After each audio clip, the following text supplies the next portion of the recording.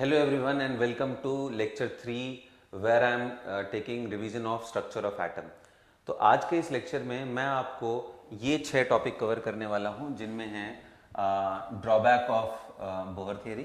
And drawback of Bohr theory के अंदर अगर आप थोड़ा जाओगे तो उसमें फाइन लाइंस एंड डबलेट्स के बारे में डिस्कशन करना है। इसके बाद डी ब्रॉयज हाइपोथेसिस डिस्कस करनी है जिसमें डुअल नेचर ऑफ रेडिएशन के बारे में बात किया गया। फिर मैं बात करूंगा हाइजेनबर्ग्स अनसर्टेनिटी प्रिंसिपल। इसके बाद श्रोडिंगर वेव इक्वेशन एंड फिर quantum number notes and at the end electronic configuration. तो बिना कोई टाइम और इन सब टॉपिक पे ज़्यादा वेस्ट किए हुए मैं स्ट्रेट अवे आता हूँ बोहर थियरी के ड्रॉबैक पे। तो पिछले लेक्चर में आपने सुना कि बोहर थियरी के की एप्लीकेबिलिटी किस चीज़ पे थी, हाइड्रोजन या उसके जैसे स्पीशीज के लिए। तो जो सबसे पहला ड्रॉबैक है वो खुद में यही है कि बोहर थियरी हीलियम जैसे 2 इलेक्ट्रॉन, लिथियम जैसे 3 इलेक्ट्रॉन और इसी तरीके से मल्टी इलेक्ट्रॉन का कोई भी एटम अगर हो तो उसके बारे में कोई एक्सप्लेनेशन, उसके लाइन स्पेक्ट्रा के बारे में कोई एक्सप्लेनेशन नहीं दे पाता है। तो पहला ड्रॉबैक तो ये है, valid for hydrogen like. Now coming to the point number 2। दूसरा ये है कि कुछ फिजिकल इवेंट ऐसे हुए जिनमें स्पेक्ट्रल लाइंस को अगर इलेक्ट्रिक एंड मैग्नेटिक फील्ड में लाया जाए तो वो स्प्लिट कर जा रही थी। यहाँ स्प्लिटिंग से मतलब क्या है? तो दो साइंटिस्ट का मैं नाम लूंगा। एक थे जीमैन जीमैन जिसको जीमैन्स इफेक्ट बोलते हैं, और दूसरे थे स्टार्क। इन्होंने क्या ऑब्जर्व किया कि जब ये जो लाइंस हैं और यहाँ पे जो सैंपल हमने लिया है, अगर यहाँ इलेक्ट्रिक एंड मैग्नेटिक फील्ड लगा करके रखी जाए और उनके प्रेजेंस में ये जो यहाँ पे प्रिज्म से गुजारने के बाद यहाँ पे पैटर्न क्रिएट होता है लाइंस का, तो जो पहले एक लाइंस थी उसको अच्छे से देखा गया तो पता चला कभी उसमें 2 लाइंस है, फिर कभी पता चला उसके अंदर 3-3 लाइंस है। और बड़ा नज़दीक होते हैं ये, क्योंकि इनको बहुत अच्छे से हाई रेजोल्यूशन पावर वाले इंस्ट्रूमेंट से देखने पे पता चलेगा। तो कई कई बार ये 4-4 लाइंस के कलेक्शन है।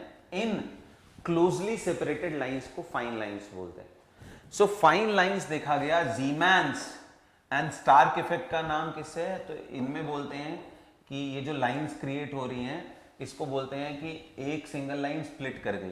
तो जीमैन इफेक्ट का मतलब है जब मैग्नेटिक फील्ड लगा करके अगर आप देखते हो तो जो स्प्लिटिंग होती है उसको जीमैन इफेक्ट बोलते हैं। So splitting of spectral lines in the presence of magnetic field is known as Zeeman's effect. Similarly, Stark effect electric field के अंदर स्प्लिटिंग को बोलते हैं।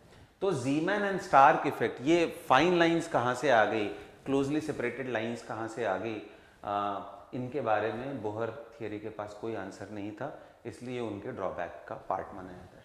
और इसके बाद एक साइंटिस्ट आते हैं जो मैंने आपको ऊपर लिखा हुआ था, डी ब्रॉय, जिनको हम डी ब्रॉगली भी बोलते हैं।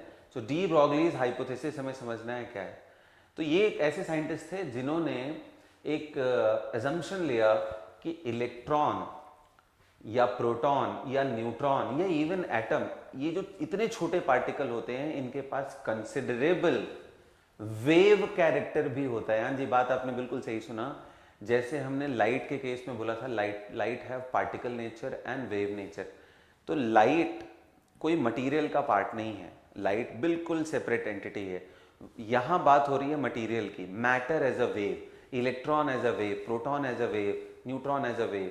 सो डी ब्रॉयज हाइपोथेसिस के हिसाब से अगर कोई पार्टिकल जिसका मास m है और वो मूव कर रहा है विद द स्पीड v, तो इसका वेवलेंथ जिसको हम लैम्डा स्मॉल d बोलते हैं, d stands for de Broglie wavelength, is given as h यानी प्लैंक्स कांस्टेंट अपॉन mv, यानी इसको h अपॉन मोमेंटम भी बोल सकते हो। अब इसको आप एक्सप्रेस कर लो अलग अलग तरीके से, जैसे आपको पता है p is equal to mv।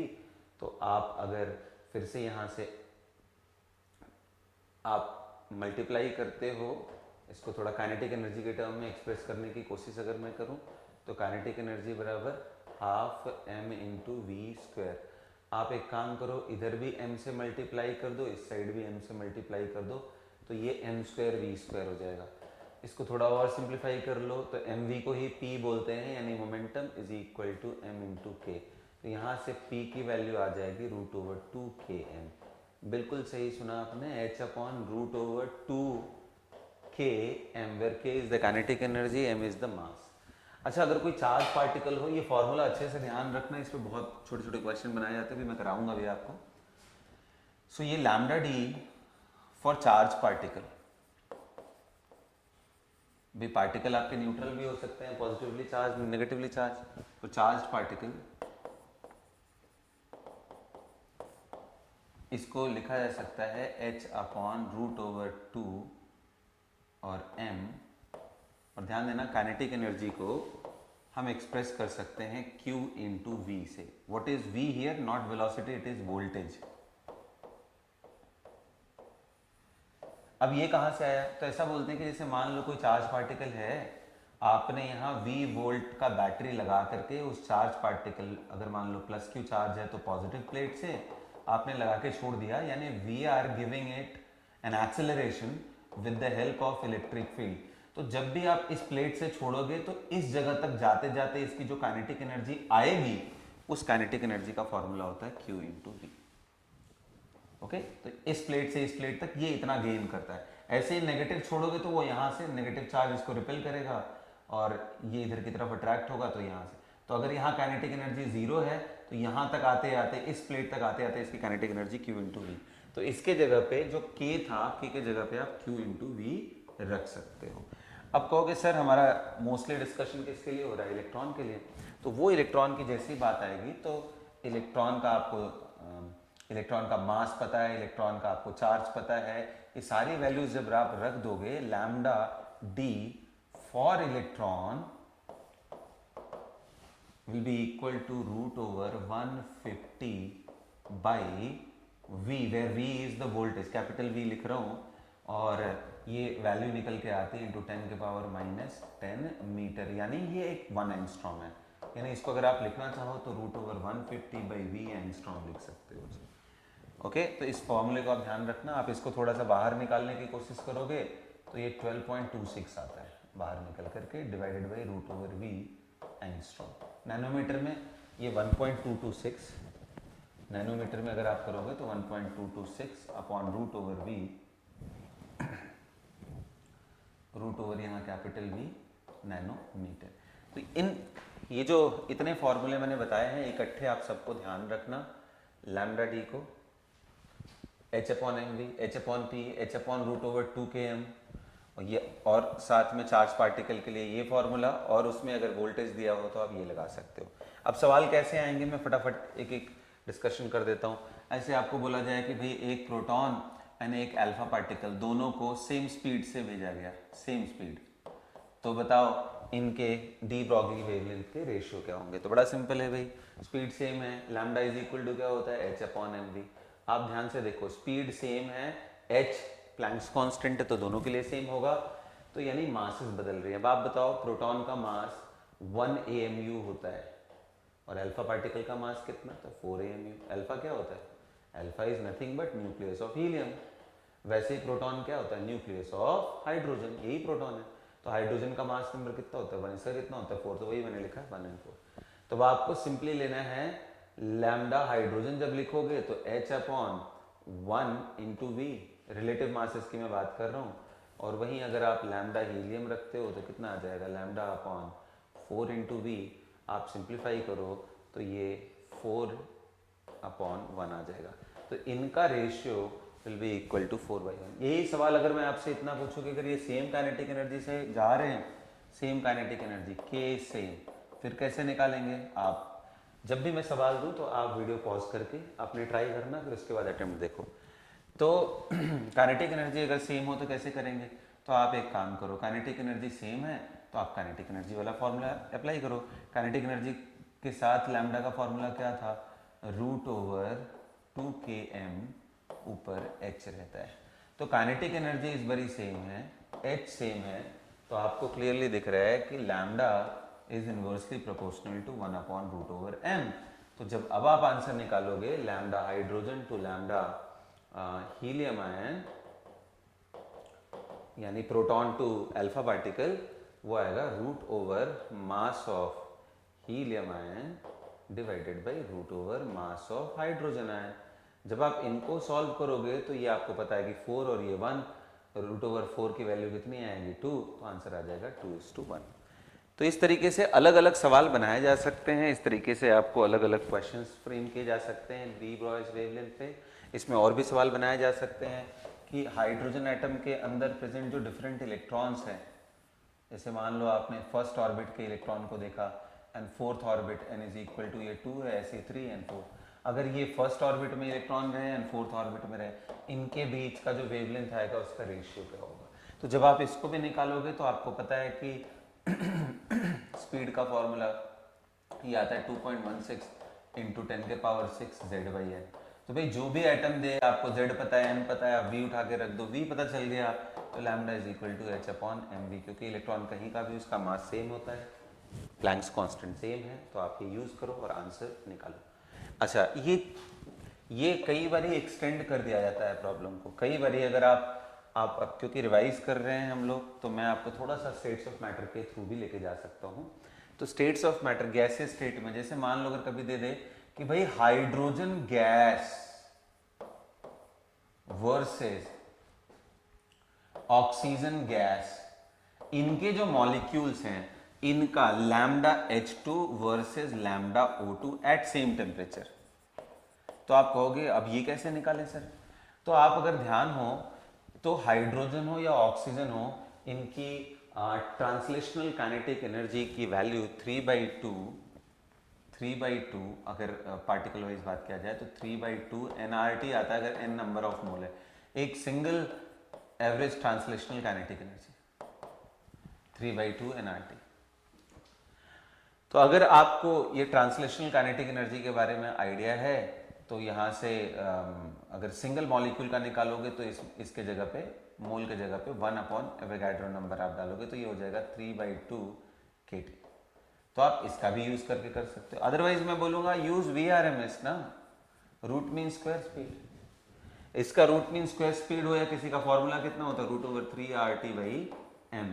अगर आप ये यूज करते हो तो आपको टेम्परेचर सेम दिया हुआ है, R आपको पता ही है, फिर से कहाँ आ गया उसके मॉलिकुलर वेट पे, तो √m के हिसाब से यहाँ पे आपको सिर्फ स्पीड रख देना है h/mv, यहाँ v के जगह VRMS, इसके नीचे भी h/mv, v का वैल्यू उठा करके सिर्फ यहाँ रखोगे, आंसर आ जाएगा। तो ऐसे लिंक करके भी क्वेश्चंस इसमें पूछे जाते हैं, राइट।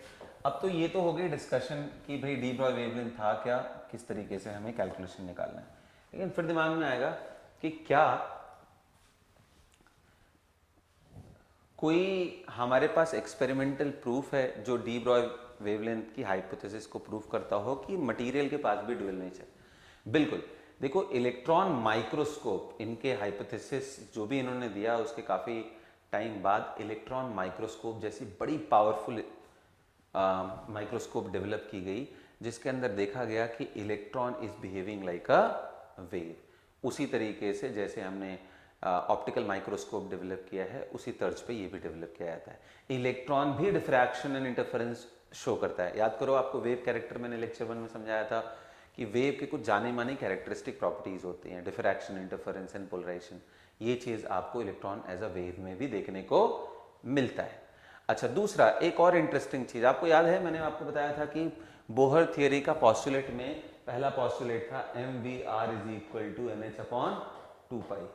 मैंने बोला था ये तो जो भी इनके पहले वाले साइंटिस्ट थे जिन्होंने लाइन स्पेक्ट्रा बताया था, उनको एनालाइज करके उनके अंदर मैथमेटिकल रिलेशन ढूंढ करके उन्होंने ये फॉर्मूला दिया था, लेकिन इनको इसके पीछे का बैकग्राउंड नहीं पता था कि ये आया कहाँ से, राइट। मतलब ये एग्जैक्टली क्यों ऐसा फॉलो कर रहा है इलेक्ट्रॉन, इसके बारे में आइडिया नहीं।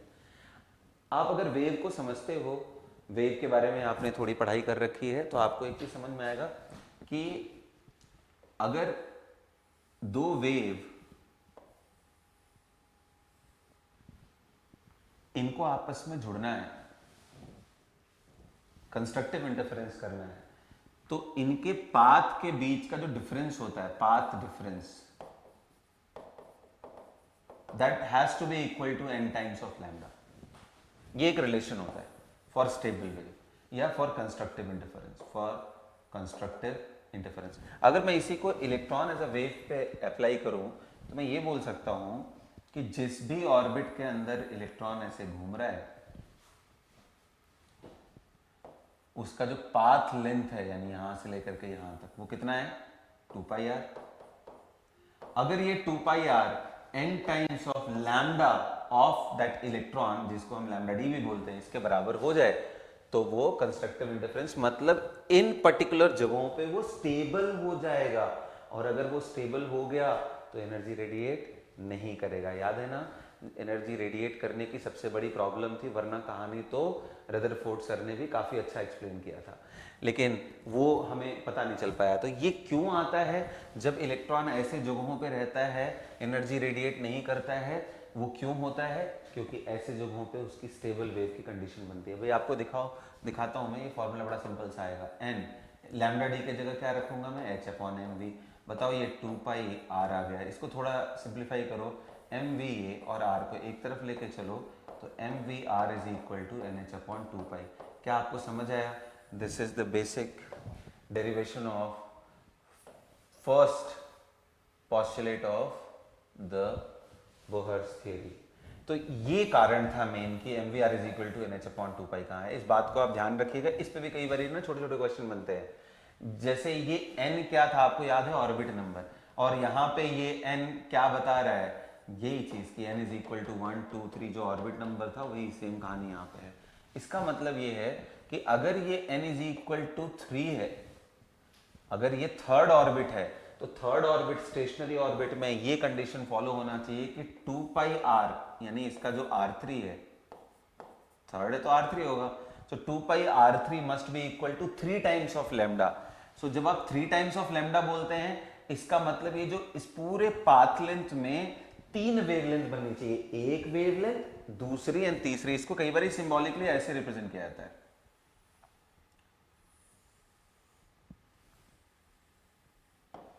ये ऐसे करके रिप्रेजेंट किया जाता है। तो ध्यान रखना, कभी ये बोले कि ये एक रिप्रेजेंटेशन है, इसका बताओ कौन सा ऑर्बिट रिप्रेजेंट कर रहा है, या इसका एंगुलर मोमेंटम बताओ, ऐसे क्वेश्चन आएंगे। तो कभी भी ध्यान रखना, जितने पीक आपको दिखाई दे और ये पूरा कंटिन्यूस अगर बनाया हुआ है, तो इसका मतलब उतना ही ऑर्बिट नंबर है।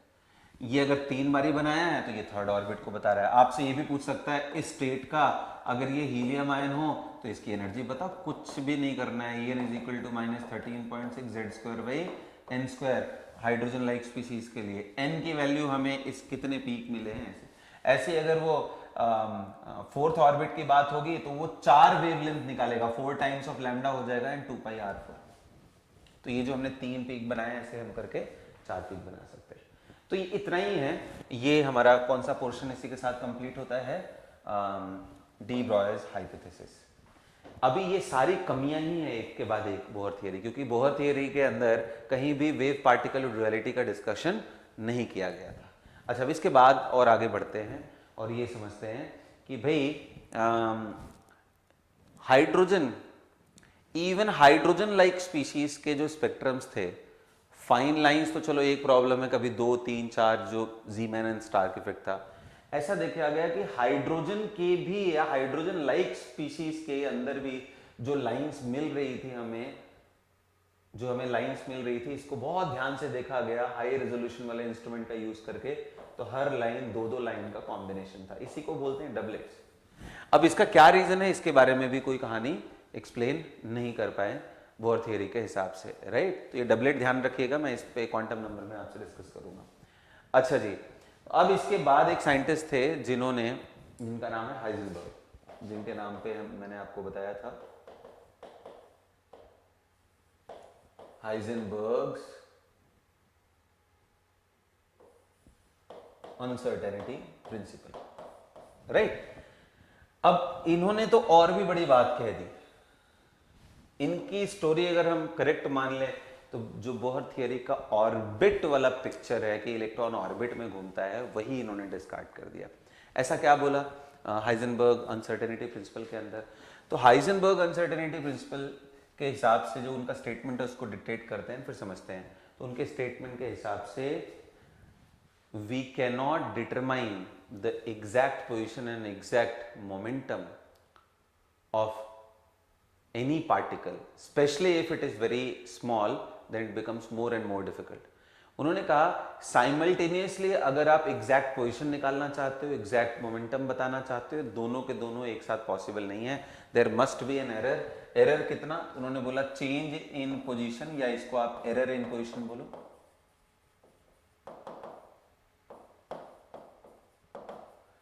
Into error in momentum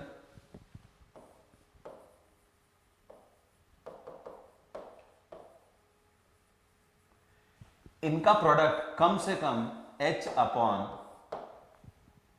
4 pi, h upon 4 pi के बराबर या उससे बड़ा होगा। आप समझ सकते हो ये वैल्यू ना बहुत छोटी होती है, आपको पता है h की वैल्यू कितना है 6.626 इंटू 10 के पावर -34 जूल इंटू सेकेंड, इतना कम होता है h की वैल्यू।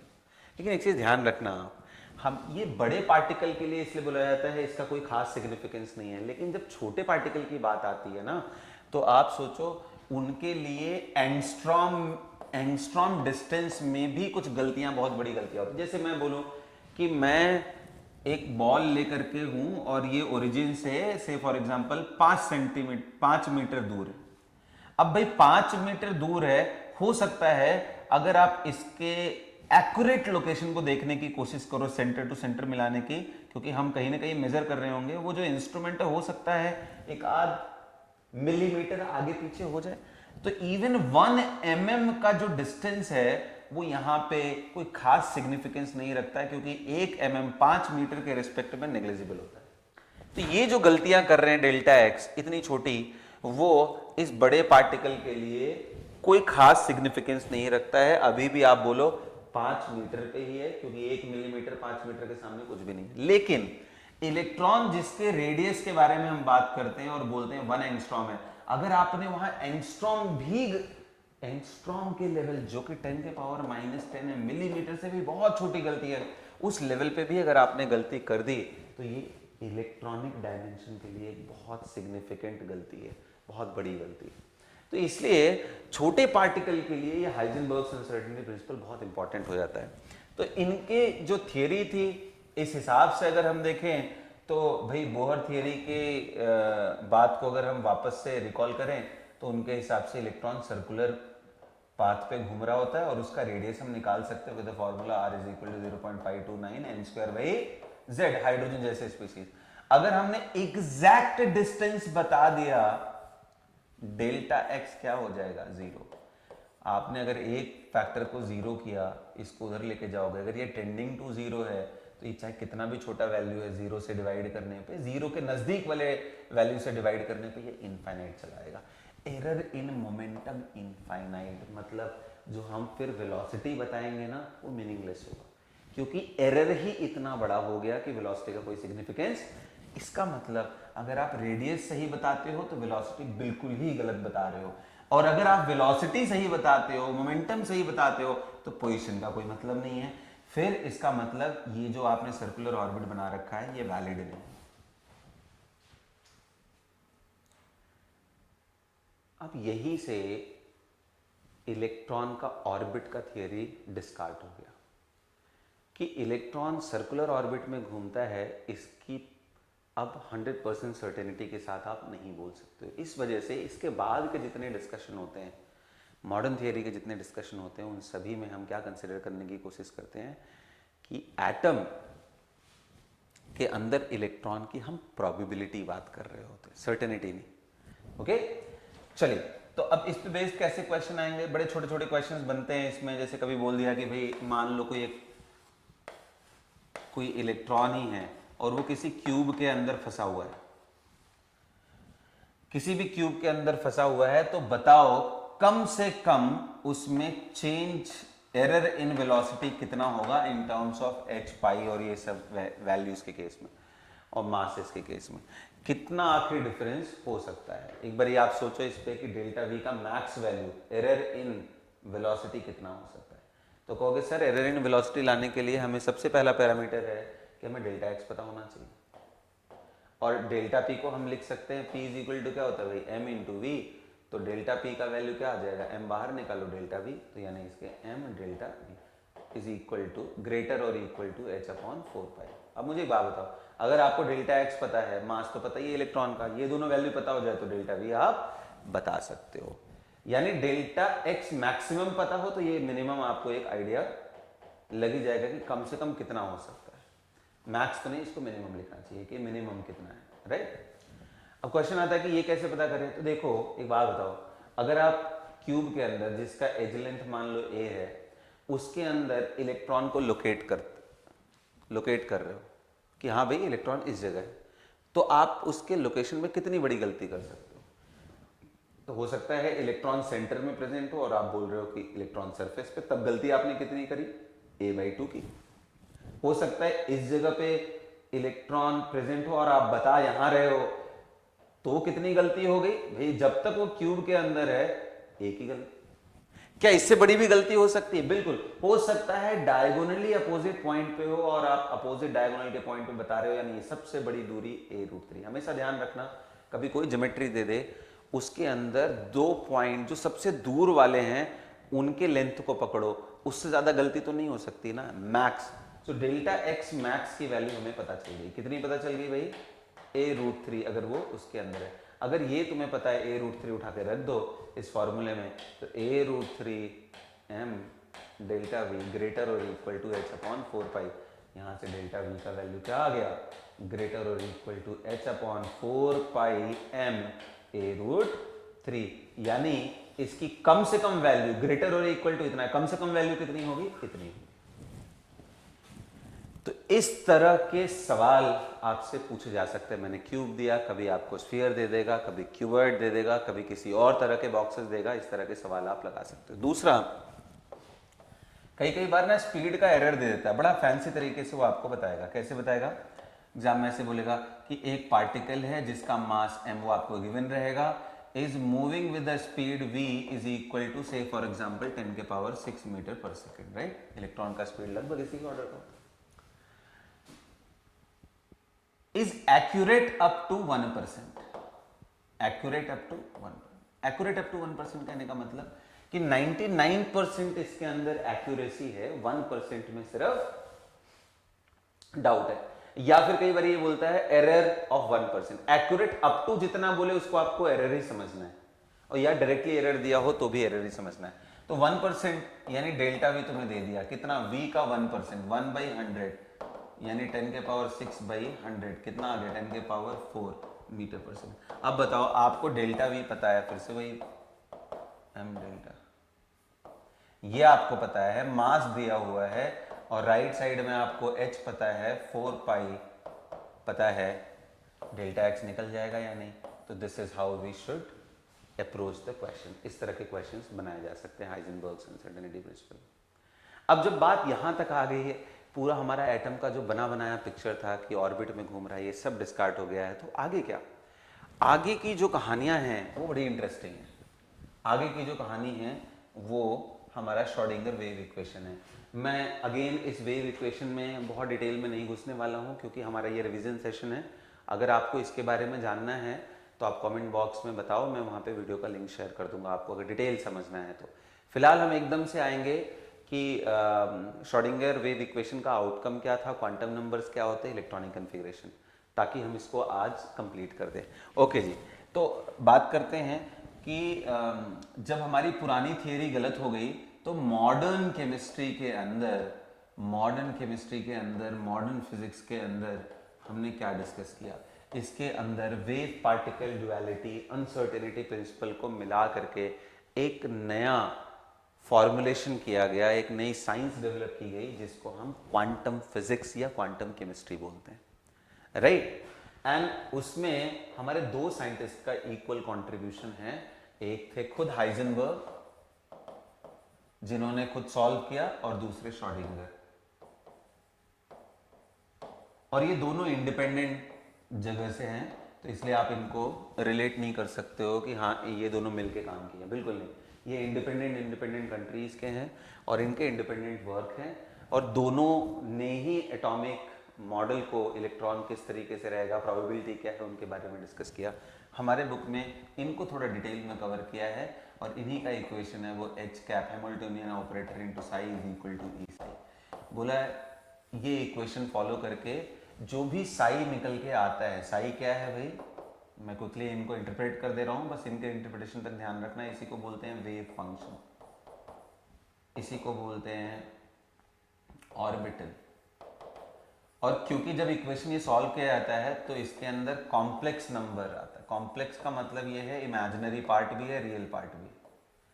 तो इमेजिनरी होने की वजह से हम इसको बोलते हैं कि इसका कोई फिजिकल सिग्निफिकेंस नहीं है, लेकिन फिर इसका सिग्निफिकेंस है। अगर आप इसका मॉडुलस वैल्यू ले लेते हो, इसका स्क्वायर कर लेते हो, तो ये बताता है probability density of an electron.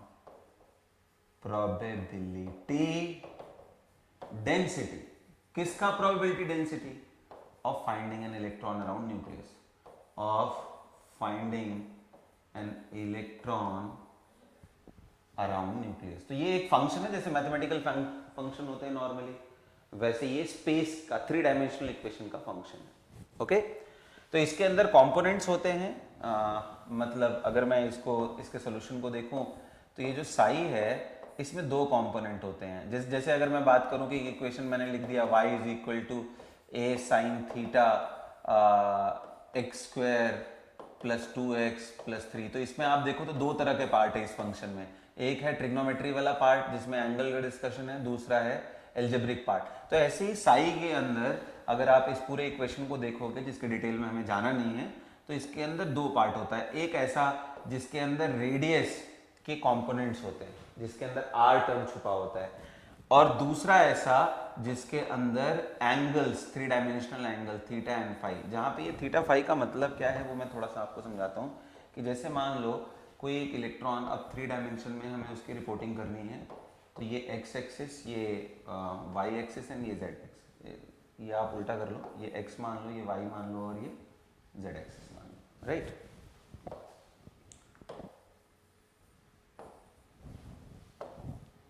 x, y and z, इन तीनों साइड्स में अगर मैं देखने की कोशिश करूं तो इलेक्ट्रॉन का ये जो प्रोजेक्शन अगर लिया जाए एक्स वाई प्लेन में, और एक होता है कि इसका z एक्सिस, ये जो एंगल है इसको थीटा बोलते हैं, इसको बोलते हैं ये जो प्रोजेक्शन, ये पॉइंट P है और इसका प्रोजेक्शन यहाँ पे, इससे जो एंगल है वो आपका फाई। सो एक्स एक्सिस से एंटी क्लॉकवाइज जाने पे ये एंगल, और ये, तो ये 2 एंगल बता दो और कितने डिस्टेंस पे है ये r बता दो, तो पॉइंट को आप लोकेट कर पाओगे। तो ये पूरे फंक्शन होते हैं जो टाइम के साथ बदलते रहते हैं। तो कभी पूछे कि साई क्या है? Sai is a function of position and energy of an electron, जो कि हर मोमेंट पे बदल रहा है, तो कोई फिक्स वैल्यू नहीं आएगी, इसीलिए यहाँ प्रोबेबिलिटी की बात करते हैं, राइट। अच्छा, तो अब क्योंकि आपने इसको ब्रेक कर लिया, तो इसको बोलते हैं रेडियस का फंक्शन है तो इसको रेडियल फंक्शन, उसी तरीके से इसको बोलते हैं एंगुलर फंक्शन। इसको याद रखना आप, क्योंकि नोड में भी इसी तरह से आएंगे, इसी तरीके से नोड भी आएगा, radial node and angular node. Okay, node के बारे में जब मैं डिस्कस करूंगा तब आपसे।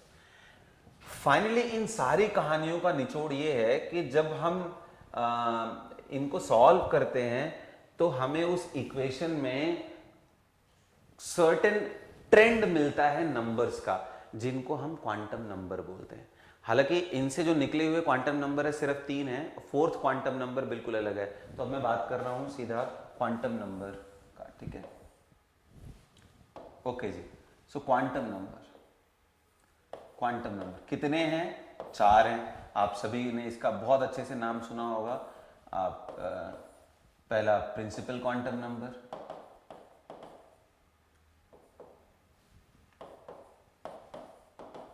जिसको n से डिजिग्नेट करते हैं। दूसरा L, जिसका बहुत सारा नाम है, एजीमुथल या सब्सिडरी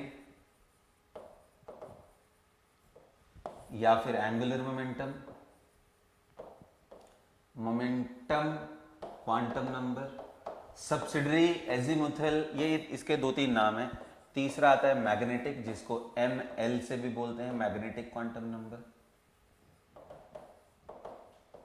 एंड चौथा, ये जो इस इक्वेशन का पार्ट नहीं, ध्यान रखना, ये जो h cap psi is equal to e psi से निकला हुआ इक्वेशन है, यहाँ से जो साई आता है इसके अंदर एन एल एम, ये सिर्फ 3 क्वांटम नंबर ही होते हैं। कई बार पूछा भी एग्जाम में, ठीक, कभी आपको अगर ऐसा बोल दे कि बताओ साई अगर मैं 3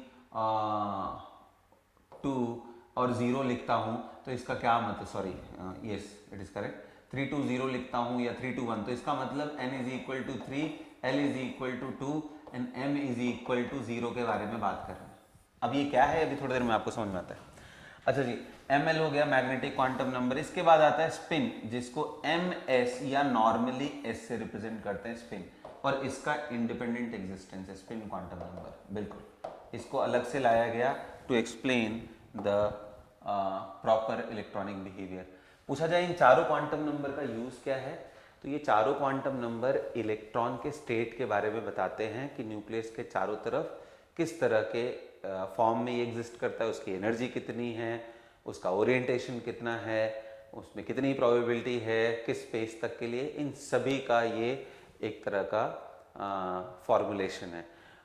शॉर्ट वर्ड में बोले तो ये address of an electron around nucleus है, राइट, आपको उसका पता बताने का काम करता है। ओके जी, तो अब इतनी अगर बातें आपने समझ ली हैं तो एक एक करके फटाफट डिक्टेट कर देते हैं।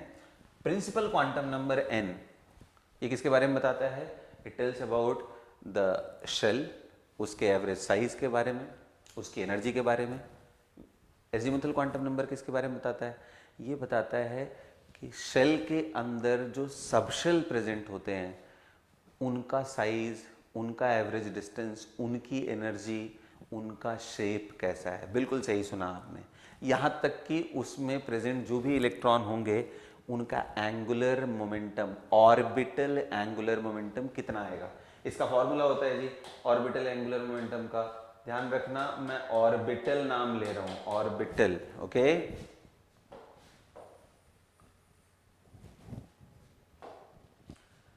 सो ऑर्बिटल एंगुलर मोमेंटम, इसका फॉर्मूला होता है root over L, L plus, वापस लिखता हूं,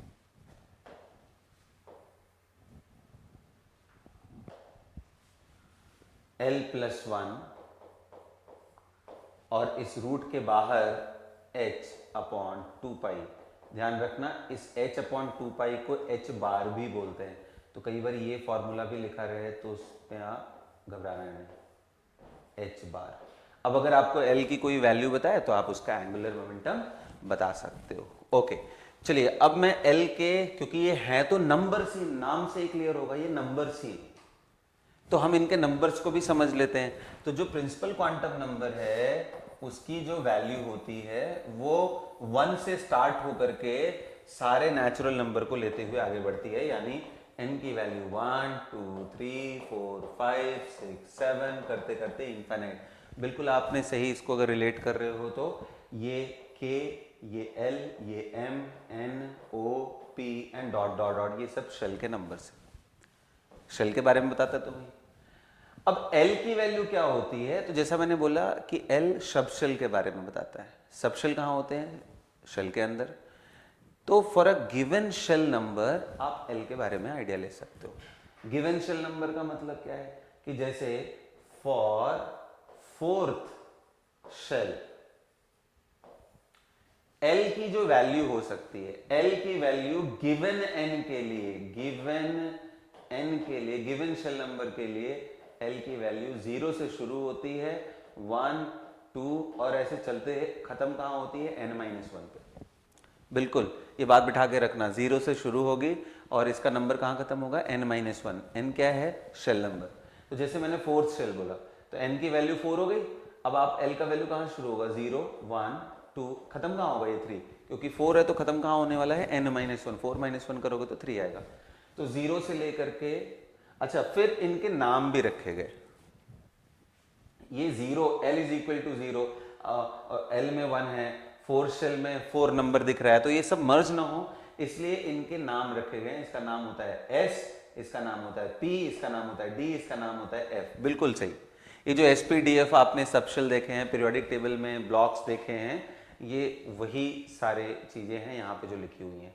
तो इनको आप टेबल बना करके अच्छे से लिख लेना एसपीडीएफ के केस में ये टेबल में बना दे रहा हूँ, वीडियो पॉज करके आप इसको लिख लेना, ठीक है।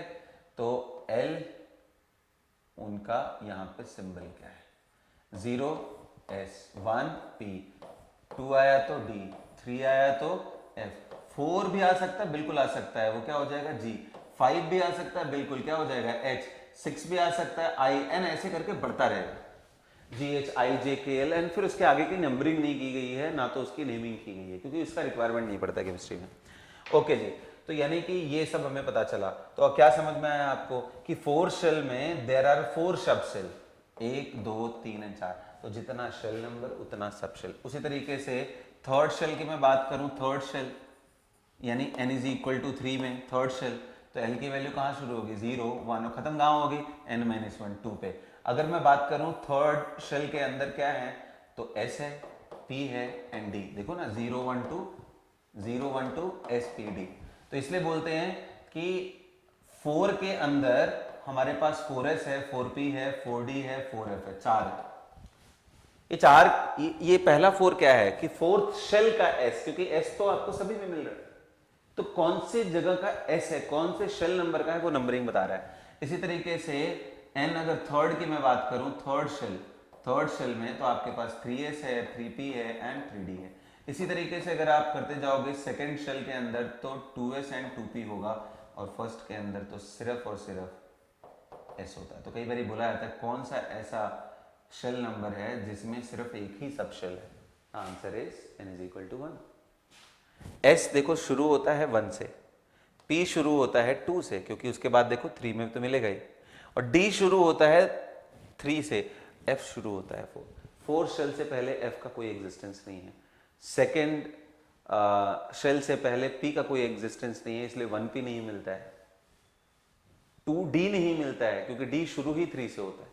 तो इस तरह के सवाल किए जा सकते हैं। कभी आपसे अगर ऐसा पूछ ले कि बताओ भाई 5 I एग्जिस्ट करेगा क्या, तो आप बोलो कि n इज इक्वल टू 5 के लिए L की वैल्यू 0 1 2 3 एंड 4 हो सकती है, और 0 से लेके 4 तक में S P D F G हो सकता है, I नहीं आ सकता है क्योंकि 4 के लिए G तक ही लिमिटेड है। आ रहा है बात समझ में, इस तरह के क्वेश्चन को कैसे क्रैक करते हैं। तो आप बड़ा सीधा सीधा सा बिठाओ, हर शेल में उतने ही नंबर ऑफ सब शेल होते हैं जितना उसका शेल नंबर होता है। 5वें शेल में 5 सब शेल, कौन कौन से, S P D F G। छठे शेल में S P D F G H। 7वें में S P D F G H and I। ऐसे करके हम आगे बढ़ते चलेंगे। ठीक है जी, अब आपको समझ में आ गया शेल क्या है, सब शेल क्या है। ओके, अब मैं थोड़ा और बात करूंगा कि भाई इन सब शेल के शेप क्या होते हैं, दिखने में कैसे होते हैं। ये जो शेल के अंदर सब शेल है वो दिखने में कैसा होता है। तो आपने सबके नाम सुन लिए, S P D N F। तो देखो बेटा, S स्फेरिकल होता है, ये सब आपने सुने होंगे, बस मैं आपको रिवाइज करा रहा हूँ कि S स्फेरिकल होता है। P कैसा होता है, डंबल की तरह, 2 लोब्स होते हैं। D कैसा होता है, double dumbbell, D is double dumbbell, 2 dumbbell बना करके। ये P है, ये S है और ये D। क्या D के सारे डबल डंबल नहीं, उसमें एक DZ स्क्वायर है जो अलग होता है, बाकी सब डबल डंबल की तरह होते हैं। यहां तक बात समझ में आ गई, आपको प्रिंसिपल समझ में आया, एजीमुथल क्वांटम नंबर समझ में आया। अब बताओ L की वैल्यू पता हो तो क्या L की वैल्यू उठा करके ऑर्बिटल एंगुलर मोमेंटम में रख दोगे, आंसर आ जाएगा। जैसे अगर मैं बोलूं कोई भी इलेक्ट्रॉन अगर S सबशेल में प्रेजेंट है तो उस इलेक्ट्रॉन का एंगुलर मोमेंटम कितना होगा, तो आंसर है 0। देखो आप यहाँ S के लिए L की वैल्यू क्या होती है, 0, उठा करके यहाँ रखो, 0 multiply by anything will become 0। ऐसे मैं आपसे पूछूं कि D में रहने वाला कोई इलेक्ट्रॉन हो, उसका एंगुलर मोमेंटम कितना होगा, ऑर्बिटल एंगुलर मोमेंटम। एक एंगुलर मोमेंटम हमने ऑर्बिट का भी पढ़ा था जो NH अपॉन 2π था बोर थियरी में, उसकी बात नहीं हो रही है अभी बिल्कुल ही मॉडर्न थियरी के हिसाब से ऑर्बिटल वर्ड पे ध्यान दो, ऑर्बिटल। तो ये फॉर्मूला लगाएंगे इसके हिसाब से। D के लिए L की वैल्यू कितनी होती है जी, D के लिए 2, यहाँ 2 रखो, 2 + 1 3 × 2 √6 H अपॉन 2π, ये आएगा orbital angular momentum for an electron living in any B, I mean D subshell. Did you get it? चलिए आगे बढ़ते हैं। तो फिर सर ये बताओ, आप मैग्नेटिक क्वांटम नंबर क्या बताता है। तो मैग्नेटिक क्वांटम नंबर मैं इसकी बात कर रहा हूं, स्पिन को अभी फिलहाल के लिए यहां से हटा देता हूं। Magnetic quantum number magnetic and electric field में ये जो सबशेल है ना, ये ब्रेक डाउन कर जाते हैं अलग अलग ओरिएंटेशन में।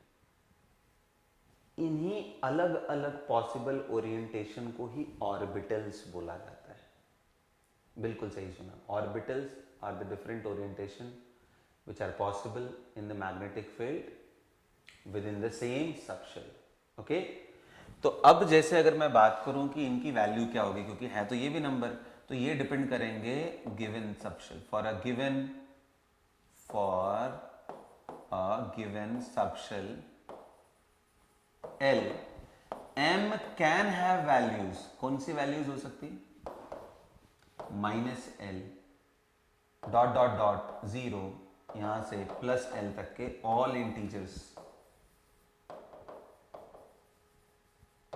ठीक है ना, कोई फ्रैक्शनल वैल्यू नहीं लेनी है, इंटीग्रल वैल्यू। अब अगर मैं एग्जाम्पल की बात करूं, एग्जाम्पल मैं बोलूं L इज इक्वल टू 0 ले लो, यानी S सबशेल। M की वैल्यू क्या आ जाएगी फटाफट बताओ? सिर्फ 0, क्योंकि ये 0 था, -0 +0 एंड बीच में 0 0। और इसका मतलब ये है कि जितनी अलग अलग वैल्यू आती है उतने ही ऑर्बिटल होंगे, नंबर ऑफ ऑर्बिटल्स। तो आंसर क्या आएगा इसका? ओनली 1, एक वैल्यू है। ये 0 को ये मत समझना कि कुछ भी नहीं है, यहां 0 का मतलब 1 ऑर्बिटल के बारे में डिस्कशन हो रहा है। ओके जी, और आगे बढ़ते हैं। इसी तरीके से अगर मैं बोलूं L इज इक्वल टू 1, यानी S के जगह पे क्या P सबशेल, तो M की वैल्यू क्या आ जाएगी यहाँ पे? L की वैल्यू इसके लिए 1 होती है भाई, तो 1 के लिए M की वैल्यू -1 0 एंड +1। यही जो हमारा फॉर्मूला ट्रेंड हो रहा है। तो कितने ऑर्बिटल आ गए? 3। इसी तरीके से अगर मैं आपको बताऊं L इज इक्वल टू 2, यानी D सबशेल के अंदर, तो आप देखो D सबशेल के अंदर M की वैल्यू -2 -1 0 +1 एंड +2। ध्यान रखना 0 Z एक्सिस वाले के लिए लिया जाता है, तो dz² यहाँ पे है। अच्छा, इसमें कितने ऑर्बिटल हुए जी? इसमें एक ऑर्बिटल आ रहा था, इसमें P में कितने मिल रहे हैं आपको? 3 मिल रहे हैं, नंबर ऑफ ऑर्बिटल्स 3। D में कितने मिल रहे हैं? 5 बॉक्सेस। ये सिंबॉलिक रिप्रेजेंटेशन होता है जो हम 5 बॉक्सेस बनाते हैं, 3 ऑर्बिटल एंड 5 ऑर्बिटल। यहाँ तक बात सबको समझ में आ रही है? आप देख रहे हो बड़ा सिंपल सा है, 1 ऑर्बिटल 3 5, अगले वाले में देखोगे 7, उसके बाद 9 एंड 11। इसका अगर तो पूरा फॉर्मूला बनाओ तो देखो, इधर से L नंबर, इधर से L नंबर, बीच में एक एक्स्ट्रा नंबर। इसलिए बोलते हैं कि फॉर अ गिवन सबशेल जिसका आपको L दिया हो, नंबर ऑफ ऑर्बिटल अगर आपको निकालना हो is equal to twice of L + 1। जैसे कभी आपसे पूछे कि बताओ भाई F सबशेल में कितने ऑर्बिटल? ऑर्बिटल्स इन F सबशेल, तो F के लिए पहले L की वैल्यू देखो। L की value S P D F, चौथे नंबर पे पहुंच रहा है वो, यानी 0 1 2 3 होगा L की वैल्यू। L की वैल्यू 3, तो नंबर ऑफ ऑर्बिटल का फॉर्मूला क्या होगा? अभी जो ऊपर मैंने लिखवाया आपको, ट्वाइस ऑफ 3 + 1, कितना आ गया? 7 आ गया ना। तो देखो 7 होते भी हैं, F के अंदर 7 डब्बे होते हैं, 7 बॉक्सेस, 1 2 3 4 5 6 एंड एक 7। ऐसे D में 5 है इन सब। अब बात आती है कि सर ये बताओ, थोड़ा सा इनका पिक्चर दिखाओ, क्योंकि आपने बताया था S डंबल होता है, तो फिर ये 3 ऑर्बिटल जो उसके अंदर सबशेल के अंदर निकल गए, उससे क्या मतलब है? ऐसे ही D में 5, S तो चलो फिर भी समझ में आता है, उसमें और कोई ओरिएंटेशन नहीं है, सिर्फ एक ही है, वो स्फेरिकल ही होगा। तो देखो, अब इन्हीं को ऑर्बिटल्स बोला जाता है जो अलग अलग ओरिएंटेशन है। जैसे हमने बोला था कि P के लिए L की वैल्यू कितनी है? 1, और ऑर्बिटल्स कौन से आ रहे हैं वहां? -1 0 एंड +1। 3 ऑर्बिटल का मतलब 3 पॉसिबल ओरिएंटेशन, तो इसलिए P डंबल वाला अगर आप अलोंग एक्स एक्सिस बनाते हो, यहाँ न्यूक्लियस रख करके, ये प्लस का मतलब न्यूक्लियस है बेटा, ये जो बन के आया है ये पी एक्स को रिप्रेजेंट करता है, क्योंकि इसके लोब्स एक्स पे लाई करते हैं। ऐसे ही अगर आप वाई में देखना चाहो तो ये वाई, ये पी वाई हो गया। और ऐसे ही पी जेड का मतलब जेड एक्सिस जो अंदर बाहर है, इसको मैं डॉटेड से दिखा रहा हूं, या मतलब ऐसे समझ लो आप, ये जेड। अब समझ में आया? कहोगे कौन सी वैल्यू किसके लिए है, तो देखो ये फिक्स नहीं होता है, सिर्फ पीजेड के लिए ये 0 फिक्स होता है, बाकी ये और ये इन दोनों में से कोई भी ले सकता है। जिसने भी लिया कोई एक वैल्यू, बाकी बची हुई वैल्यू इसके लिए होती है। तो जेड एक्सिस के लिए 0 हम कन्वेंशन के हिसाब से एज्यूम करते हैं, उसके अलावा बाकी किसी का कोई फिक्स वैल्यू नहीं है। ठीक है जी। तो P में कितने ऑर्बिटल मिले? 3 जी। कौन कौन से? अब नाम भी जानते हो आप, PX, PY, PZ। क्या डिफरेंस है? लोब्स का ओरिएंटेशन, एक का एक्स एक्सिस, एक का वाई एक्सिस, एक का जेड एक्सिस की तरफ बना हुआ है। अच्छा जी। इसके बाद अगर मैं बात करूं इनके ओरिएंटेशन के बाद डी का, तो डी का हमने कितना निकाला था? एल की वैल्यू कितनी थी? 2, तो 5 निकल के आए थे, -2 से लेकर के +2 एंड बीच में एक 0।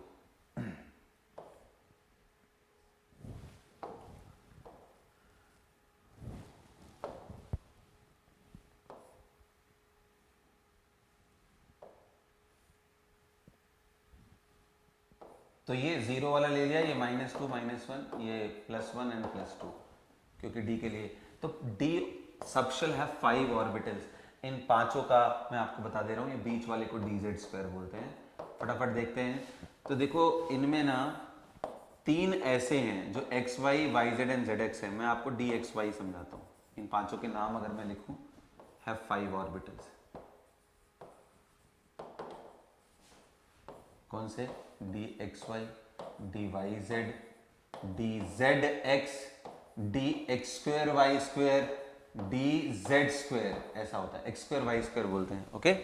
तो xy की मैं बात करूं, तो xy के जो डबल डम्बल के लोब्स हैं वो x और y एक्सिस के बीच में रहते हैं, x एंड y।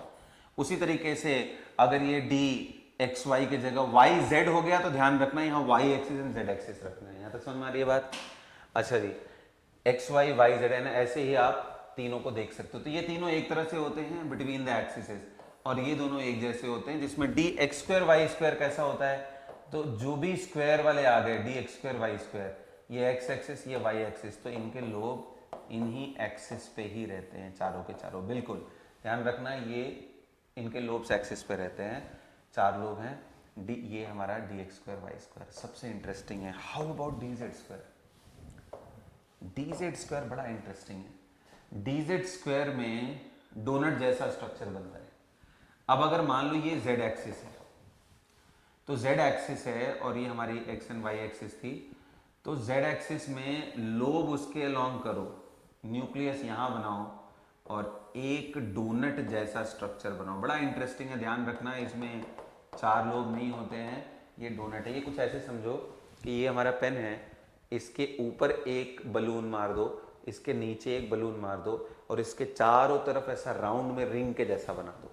वो इन बलून को टच नहीं करना चाहिए। This is what the shape of dz² looks like. Okay. तो ये डोनट के साथ ये लोब है। तो इसके अंदर जो मैंने आपको बताया था 4 लोब्स नहीं होते हैं, डबल डम्बल जैसा ये देखने में नहीं होता है। यहां तक आपको बात समझ में आ गई? तो इस बात को आपको ध्यान रखना है, इन सबके शेप वगैरह के बारे में समझना है। अब आओ हम क्विकली समझ लेते हैं नोड क्या होता है और ऑर्बिटल एंड नोड में डिफरेंस क्या है। देखो, तो ऑर्बिटल अभी मैं समझा रहा हूं आपको। ऑर्बिटल, ये जितनी भी कहानियां समझी हैं, it is the space around the nucleus, space around nucleus जहां पे probability of getting an electron is maximum.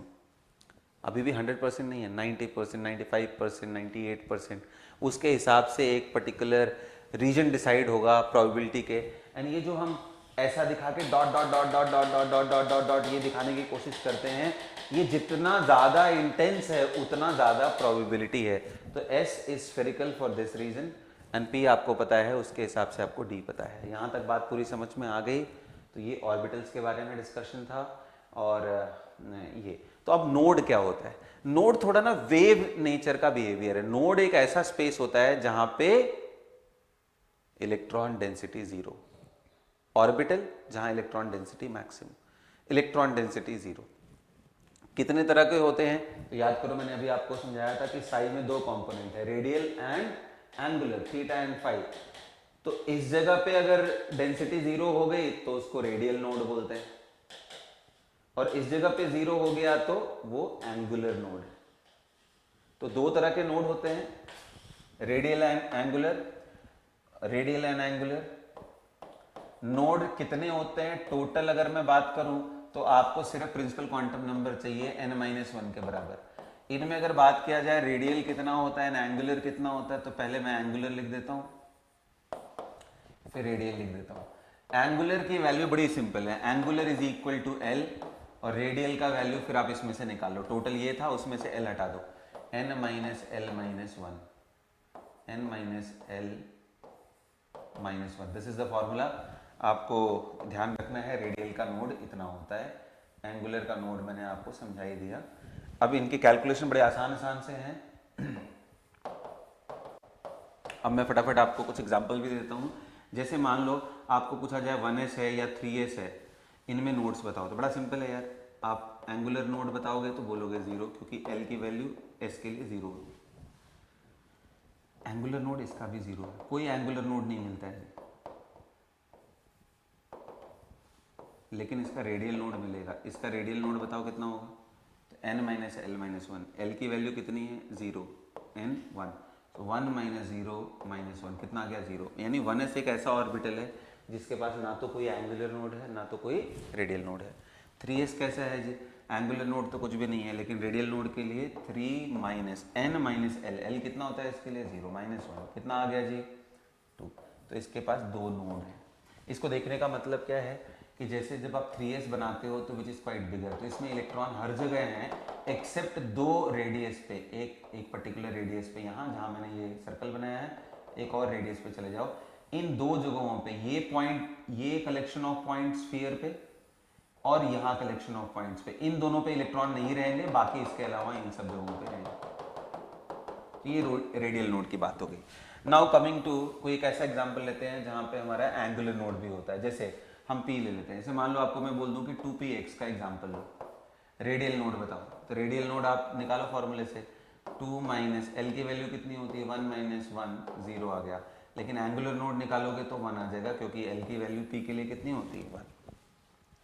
अब सर ये px में एंगुलर नोड 1 होने का यहाँ पे मतलब क्या है, तो देखो px जो आपने बनाया था, यहाँ न्यूक्लियस बनाया था और एक तरफ आपने एक लोब एक तरफ ही। अब मुझे बताओ ये क्या है, ये बेसिकली इलेक्ट्रॉन डेंसिटी की जगह है, ये क्या है, ये भी इलेक्ट्रॉन डेंसिटी का जगह है।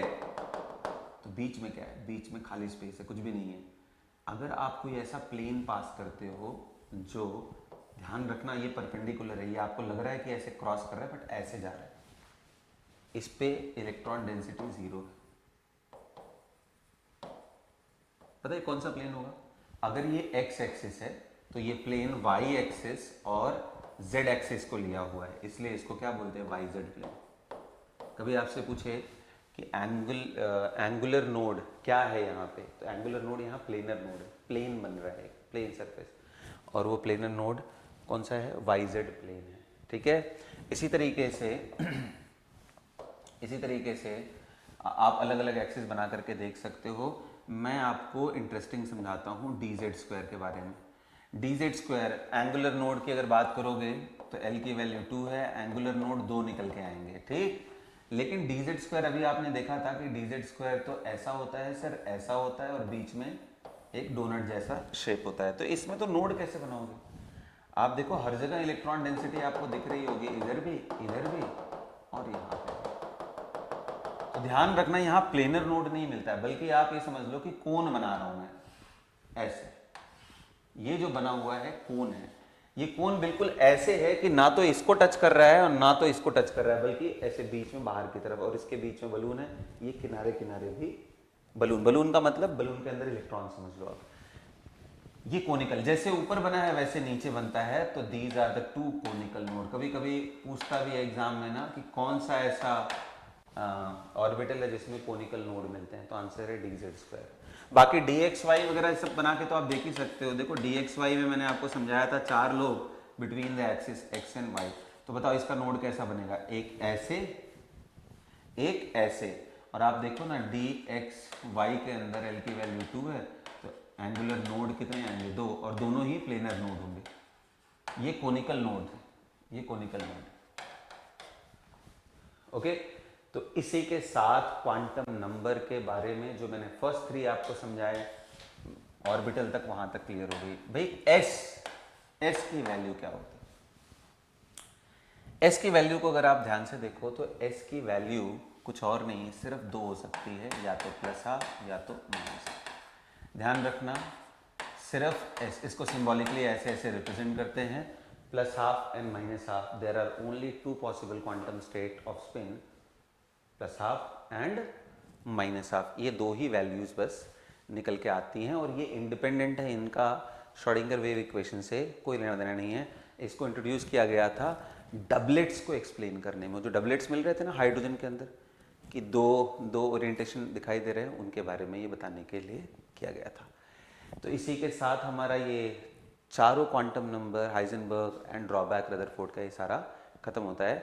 तो अगली कहानी जो इलेक्ट्रॉनिक कॉन्फ़िगरेशन की है, इसको मैं अगले एक आधे घंटे का सेशन और लूँगा, तो आपका structure of atom completely revise हो जाएगा। That's all for the class today. See you guys in the next class.